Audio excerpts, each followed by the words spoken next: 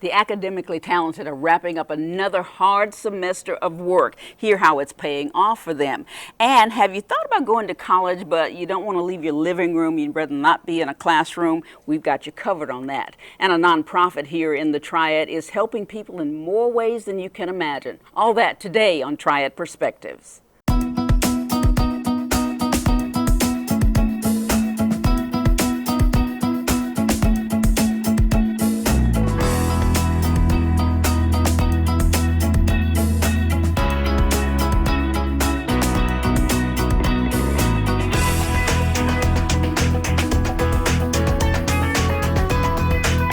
Hello and welcome to Triad Perspectives, produced by North Carolina A&T State University right here in our TV studio. I'm Sandra Hughes, your host. Okay, blood, sweat, and tears come with the territory, and they gain academic success. That's what we're talking about. In today's studio is the director of North Carolina A&T's Honor Program, Dr. Michael Kundle. Nice to have you with us. And next to him is Molly Sewell, and then Jakar Baldwin. You two obviously are students, and Mike, you're in charge of it all, right? Sometimes. I know what you mean. Tell us what the Honors Program is. The Honors Program at A&T is for academically gifted and students who want to maximize their potential at college. So we give them courses specific for honor students so that they can have a different sort of educational experience that focuses on developing certain skills like communication, critical thinking, critical reading, critical interaction with text and people. And then we do a lot of co-curricular programming through our Living Learning community, which is the largest on the A&T campus. And really the students make this thing go, because our students, when they get into our residence halls and they do what we ask them in the honors program, they really end up being successful and model students on the campus. So how do you pick out these students, or do they come to you? A little bit of both. So we have some entrance requirements that a student has to reach if they're coming in out of high school. It's a 3.7 GPA, cumulative GPA out of high school, plus either a 26 ACT or an 1160 math and verbal SAT. So do you recruit them, or? Yes, we recruit them. When we have applicants, we do browse days for high achieving students. So we do go out and try and find those high achieving students. But it's not just for them. We also allow students who've been on campus for a semester or more, if they've got a 3.5 cumulative GPA, they can join the honors program. So some of our better success stories have actually been students who didn't qualify when they first got to campus, but then qualified when they had been here a semester or a year. Do you have a number of students that are in your program? It tends to fluctuate every semester just because people come in and then people come out, for a variety of reasons. But we, on average, stick around 600 students in the program. That's a lot. Yes. That's an awful lot. Can you handle more? We could. We'd need some more classes, but if you want to be part of honors, my job as the director is to figure out ways to make that experience work for you so that you can get it. Okay, so Molly, you are obviously an honor student. What's your major? What's your year? Tell us about your experience. I'm a junior biomedical engineering student here. I entered the honors program straight out of high school, so I've been here since freshman year. And so can you tell your GPA? It's above a 3.5, which is the requirement for the honors program. Well, that's the main thing. So what's hard about being an honors student? The hard part, I guess, there are certain requirements you have to meet. As you mentioned, the honors classes you have to take. There's honors seminars. The GPA, obviously, but I would want to keep a high GPA anyway. So it's kind of an extra motivation for me. But I mean, that's really the hardest part. Really, the faculty and other students really help me out, make it easiest. They do. Okay, Jakar, tell us about you. What grade geez. What year are you, and how did you get to be an honors student? I'm a freshman mechanical engineering student, and I came straight out of high school as well. I found out about the honors program when I first applied, and then I just kept emailing Dr. Kundle over and over again, asking him a lot of questions, and he finally let me in. And he couldn't turn you down. Couldn't turn me down. And yeah. So what kind of things do you have to do in addition to what another student in your same situation would do? We are required to do hours of community service, 10 hours of community service, two lectures as well as 2 seminars, and take on honors courses. Right now, the honors course I'm taking is philosophy, and then I'm having an honors contract in my math class. Is this in addition to what you would normally take? Yes, correct. Okay, so they all have to do more than what a student who's a freshman, sophomore, junior, senior would do. Is that right? Yes, the classes tend to be a bit more rigorous, but we also try and stay away from saying honors is just more work, because you could do more work on your own if you really wanted to. What we do in the classes, so Jakar's in my honors philosophy class, is I focus more on getting them to write more, getting them to talk more in the class. So it does focus and involve different skills, and I try and hone different skills in those classes. Is it ever too late to become an honor student? It's never too late. It becomes more difficult when you hit your junior year, you know, when you have 60 hours of credit or more, because many of the classes that you have to take are lower level general education type courses. And with the restrictions being, you know, the requirements being such as they are, the students have difficulty making them. Now, I do work with students to get them alternative credit, a senior thesis, but you know, those tend to be one-offs. So Molly, what more are you doing than, say, someone who's in the same situation and same class as you? Definitely the honored seminars, and so next semester I'll What does that mean? What is an honor seminar? It's a class. I know Dr. Mike teaches it. I'm actually taking your class next semester. I don't know if you knew. Now you know. But it's just a different class, a philosophy class, usually taught by Dr. Mike or another professor on campus. So it's just a special type of class, really discussion-based. And then also some classes I do contracts with, so I might do a different assignment or extra assignment for the professor. So do you get a grade for that? I mean, it's incorporated into the class, so it's really based on completion. So as long as I complete all that's necessary for my honors contract, then I get honors credit for it. Okay. What do you like about being an honors student, Jakar? Mainly the atmosphere, really. With everybody in honor students, everybody knows everybody. Everybody is talking to everybody, helping everybody out, and it's really nice to have that sort of family atmosphere when you're first here on campus. So I have to ask this. Are you considered a geek? I am not considered a geek, actually. I'm just considered a helpful tool, really, in terms of classes, because you're in honors. Oh, you're in honors. You must be But really you know smart. how people say if you're real smart, you must be a geek. Never so that. so that we don't deal with that, right? Nah, no, ma'am. Okay. No, You don't deal with that either, do you? You know, I'll deal with whatever if a student wants to be a geek, a nerd, a sports person, you know, as long as they're willing to put in the work and push themselves and grow, I'm not going to worry about, you know, how they identify themselves. It's really just about making sure that they get the sorts of experiences and we put them in the right position so that they're successful, because when they do well, then my job's easy. Each semester, each year, do you have to change what you're presenting to them?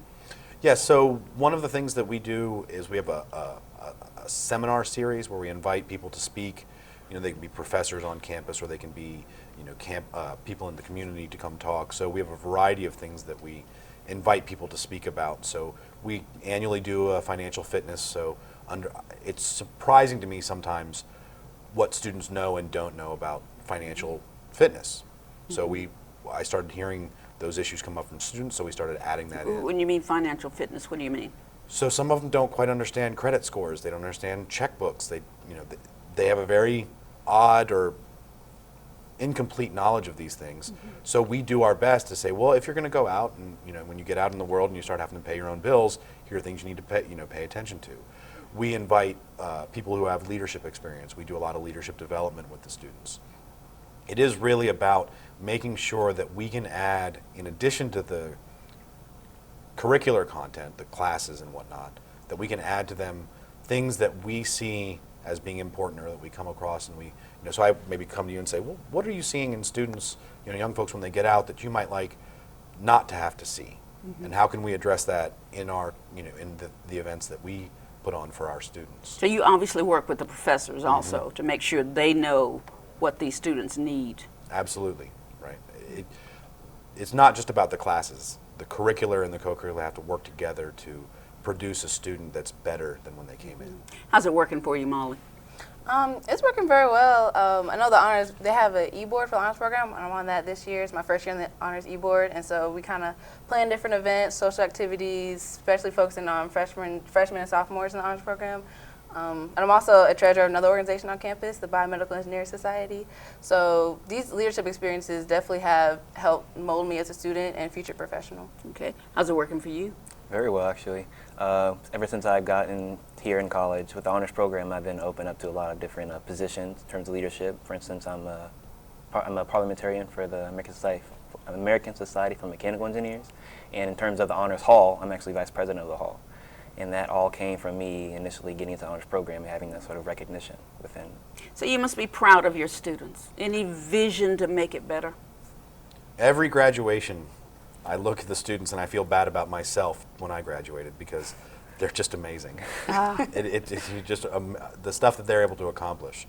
You know, there are things that we'd like to do. We need to develop more scholarship lines for students because it's becoming so expensive to go to school, and so many of our students just can come to me at the end of a semester and say, I don't know what I'm going to do for next semester. Yeah. It's really tough.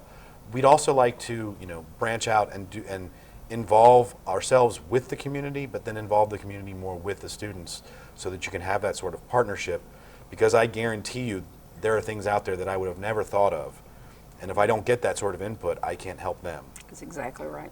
Well, we are proud that you have our honors program, and I thank you for joining us today. Thank you. It's been wonderful, and thank you too for being here at A&T and doing your thing. That is just wonderful. That's all for right now. We're going to take a short break, and when we come back, don't you touch your remote, because we're going to have a solution to pursuing your college career, even if you don't want to leave your kitchen. That's coming up next. Stay with us.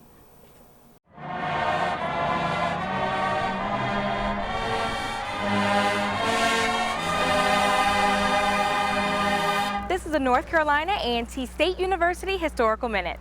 I'm Marilyn Parker.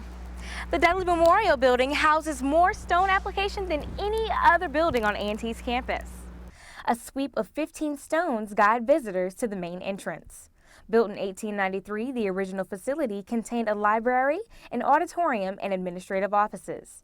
In 1930, a fire led to a reconstruction, and the facility was renamed after A&T's second president, James B. Dudley. Today, the building is home to the Maddie Reed African Heritage and H.C. Taylor Art Galleries, music classrooms, and laboratories. The Dudley Memorial Building is located on the east side of campus, directly behind the statue of the A&T 4 and right across from Dudley Road.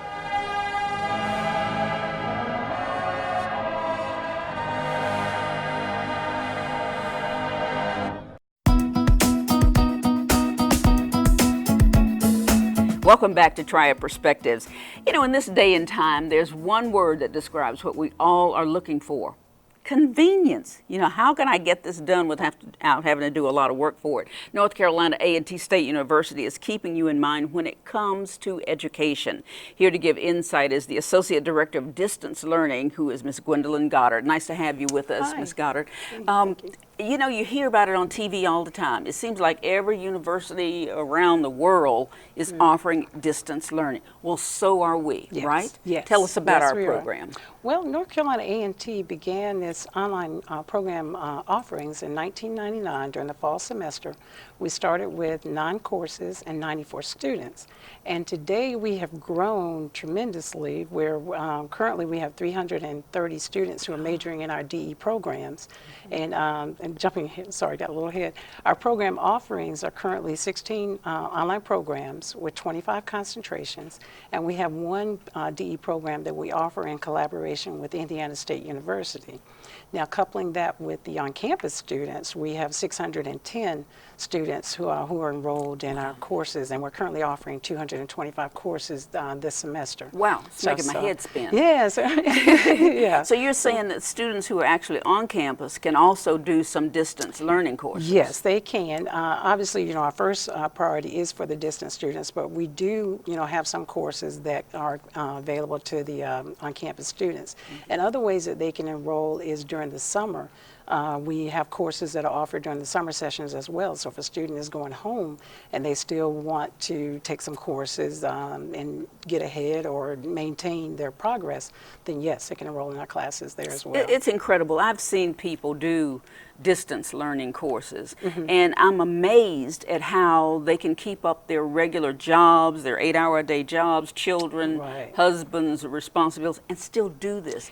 Do Yes. you make it I don't want to ask this, but I'll ask it. Do you make it easy for I them? assumed that was good. You We knew that get was that a coming. lot, yes. Yeah. No, the level of quality is still the same as the campus courses. The advantages, though, for the distance learning student is that they can go in, as we like to say, anytime and any place and at your convenience. So they're able to access their courses through our portal. We're currently using Blackboard, where they actually log in, they pull up their resources and do whatever assignments that are due. The courses have deadlines just like the face-to-face courses. It's not a system where we just let the students go in and just have at it and submit the assignments whenever they choose. There are deadlines and things that are associated with them. What's the most popular distance learning course? Currently, the Master's in Information Technology has been a hot selling one for us, and it's been consistently recognized by organizations such as U.S. News and World Report. What is that? What do you mean by that? Well, the U.S. distance learning. I mean the course that you just mentioned. What The does program, that mean? the information technology, that's where people are doing things like, God, you just messed me up. Like computers or those kind of things? Yes, in networking systems and that type of thing. Forgive me. Okay, drew a that's all blank right. there for a That's minute. fine. You probably have more than you can remember. When they graduate from here, are they qualified just like someone who went to campus here for 4 years to get a job? Absolutely, absolutely. And I'm glad you brought that up. For the degree programs, there's nothing that indicates that the student received a degree via online delivery because, as you know, with the varying programs that are out, schools that are out there, there's been some negative connotation as relates to degree mills and that type of thing. We're not that. That's the other benefit for us because we're an accredited university. We have a long history of offering quality degree programs, and so the students who take our courses and programs via distance learning have access to that same level of quality. Are you going to grow? Yes, yes, definitely. We've been giving an administrative charge to grow our programs, and toward that end, we just launched our new, we revised our website. We just launched that. It's online.ncat.edu, and we're very proud of that. It's basically a one-stop portal, if you will, for the distance learning student. They can go in and receive information as well as request services, and we'll get back with them and in a timely manner, and we're just really excited about it. So do they qualify for financial aid and stuff like students who are actually here on campus? Yes, they do. And as we like to say, the only difference between the distance learning and the face-to-face is that the mode of delivery. Everything else as far as registration, admissions, financial aid, the student services, all that still applies in the distance learning environment. Now you take someone my age, Okay, which is very old. if you say so. Should I be afraid to try to do something distance learning? Is it too technical for me? No, it's not. And as a matter of fact, it's at any age. You know, we used to say learning is a lifelong experience. So it doesn't matter. As long as you meet the same admissions requirements as a face-to-face, you can enroll in a distance learning program. And we encourage that because we're trying to enroll more of the non-traditional students, and we're trying to get more veterans, more active duty military persons and their families, and even the partway home students, which are those persons who may have had some college experience, but they didn't earn the complete degree. So what degrees do you get from distance learning? We have a vast array. We have basically in every college and school, we have some agricultural type degrees. We have business, their education. There's liberal studies as a new one that we're launching. We also are doing some things with the RN to BSN in nursing, and their undergraduate, graduate, as well as graduate programs that are being offered. So you can get a BS degree? Yes. And a master's? And a master's, and we're also doing some PhDs as well and stuff. We're working with liberal leadership studies to do their PhD program, and then we also have the one in collaboration with Indiana State. Now, I like that PhD business. Yes, you know, if you can go on and work where you Absolutely. work and still get that too. Absolutely. Any change in price according to what level you want to pursue? For the online, the in-state, the undergraduate, There is $114 per credit hour, and then there's some mandatory fees that go along with that. For out-of-state, it's $545 per credit hour. For the graduate, it is $218 per credit hour for the in-state and $826 for the out-of-state. And all that information regarding the tuition and registration admissions can be found on the website. Now give us your website again, because I have a feeling that people out there saying, ooh, I can do that. Yes, absolutely. We look forward to it. It's online.ncat.edu.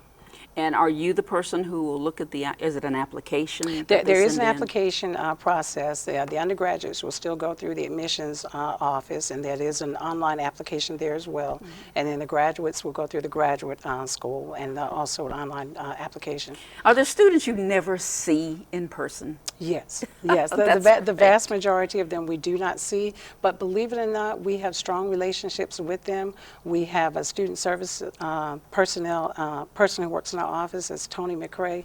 The students just love her. They call her for distance learning issues, and once they get to know her and how accessible and willing to help them that she is, and they call her for all sorts of things related to the university and stuff. So yes, we still have strong interactions and relationships with them in spite of the distance. Well, I am so excited that A&T is doing this, because you know I hear a lot of it on TV from other places. So I want you to get on TV and start promoting our distance learning. Well, yes, we will. I think that would be wonderful. You can look forward to. We have a marketing plan that we'll be doing some other things. So you'll be seeing more and more of our programs. Ms. Goddard, thank you so much for joining us today, and we're excited about what you're doing. Yes. And when you have more to tell our viewers, please come back and tell Certainly, them. we'd love to. Because like you said, we all need to keep learning, or else we'll just We'd love die. to, and we look forward to you pursuing a program if you decide to. Okay. Yeah, who knows? I may call you and say I want to be an astronaut or something. Okay, please do. No, don't count on it. Don't count on it. We're not done yet. Stay with us. We're going to take a short break right now, and when you come back, you'll find out about an organization that can help you with things that you never even thought about. Don't go away.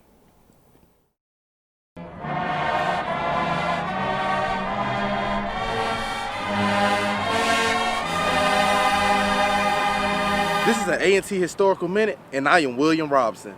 The Corbett Sports Center opened December 3rd, 1978. It is named after Ellis F. Corbett, a 1931 graduate of A&T.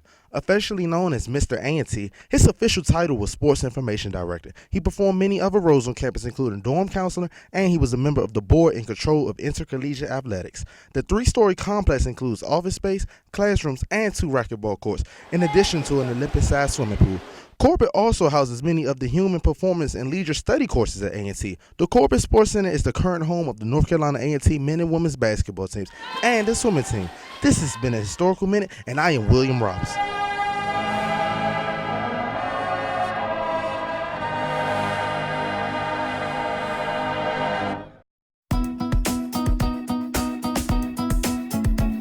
You never know when you're going to need help. And fortunately, there's an organization right here in the Triad and all over the country, for that matter, that will come to your assistance when you give them a call. Joining me now is John Hughes, who is the Executive Director of the American Red Cross. John, it's good to see you again. Good to see you, Sandra. I've been seeing you for, what, 200 or 300 years, I think. It seems like a long time, yeah. It seems like a while.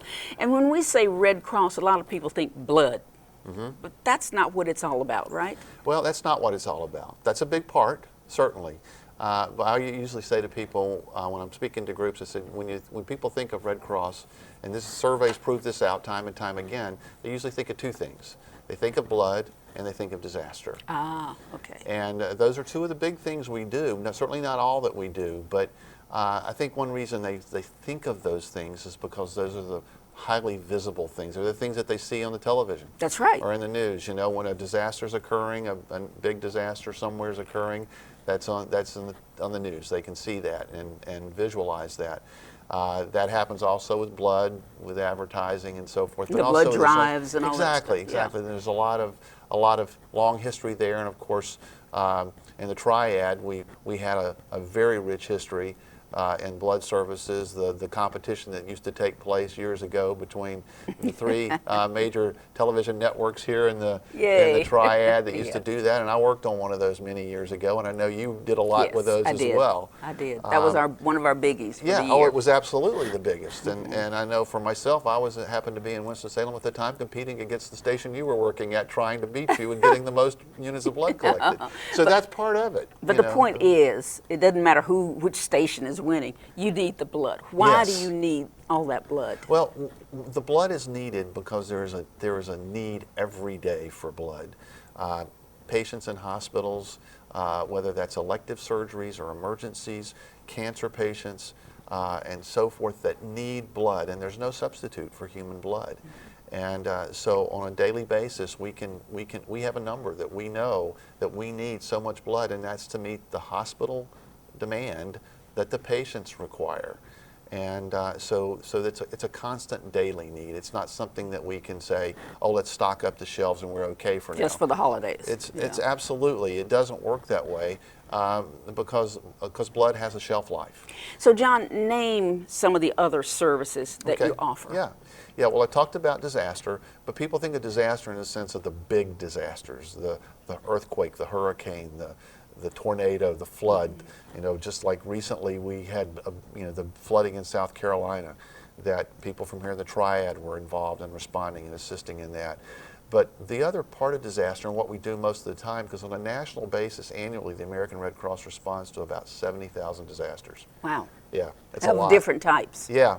Most of those disasters, though, were not the big disasters. It's the little disaster that happened right down the street from you. Like your me. neighbor had a fire. Yeah, like me. My husband was in Vietnam, and his brother here in Greensboro passed away. And who did I call to go get him out of the jungles of Vietnam? Was the Red Cross. Yes. And you got him here. Right.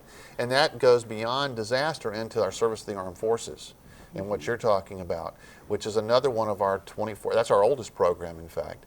24/7 program, just like disaster. So if a family living locally or anywhere across the country, for that matter, has a service member in their family, and there's a family crisis, a family emergency, they can call the Red Cross. Now our system is such they don't have to call the local office. There's now an 800 number they can call. And so we get that system working, but then the local office gets involved the next business day, making contact with the family, making sure everything is processed, and that we're making that happen. But I've heard so many stories like your story. Like mine. But so we're serving our local military families and service members, also our veterans in the What are community. you most proud of with the Red Cross? Wow, that's a really tough question. I think that I'm most proud of the fact that that we are here on a 24-hour-a-day basis, around the clock, to provide help to people in times of crisis. Now, I won't say that crosses all areas. Now, what I mean by that is we're not just the place to go to if you need help necessarily, because each organization has its own specialty, and our specialty is disaster, preparedness, and having that blood services available, training people in CPR and first aid and water safety so that they're prepared and ready to respond to help. But I think it's the fact that we're able to do those things, that we're able to help a community be prepared.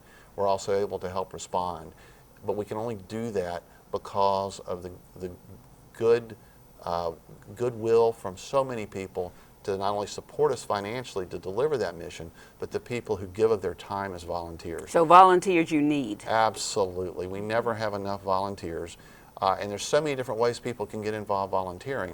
I can't just say to you, what do you need volunteers for? We need them for everything, all times of the day and night, and all different skill sets. So tell our viewers how they can call or contact you to volunteer. Well, the best thing they can do, I would encourage people to do, is if they use the internet, to go do that first, and just go to redcross.org, and they're going to find out from there anything that Red Cross does and how to connect locally. They can actually find out about volunteer opportunities through that. They can go and fill out an application through that.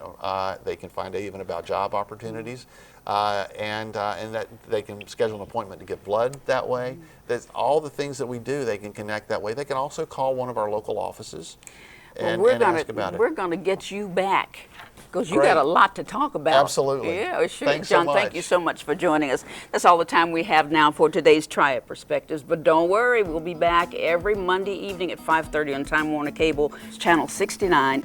We'll provide means for you to stay in touch with us on social media. Like us on Facebook. You can search Triad Perspectives. Find us on Twitter and Instagram. And also you can go to search NCAT.com. NC Aggie TV on YouTube, and you can see John and some of the other shows that we've done. Search blogs at ncat.edu/TV studio. We'll see you next week. We want to hear from you, so call us and tell us what you want to see. Have a great evening.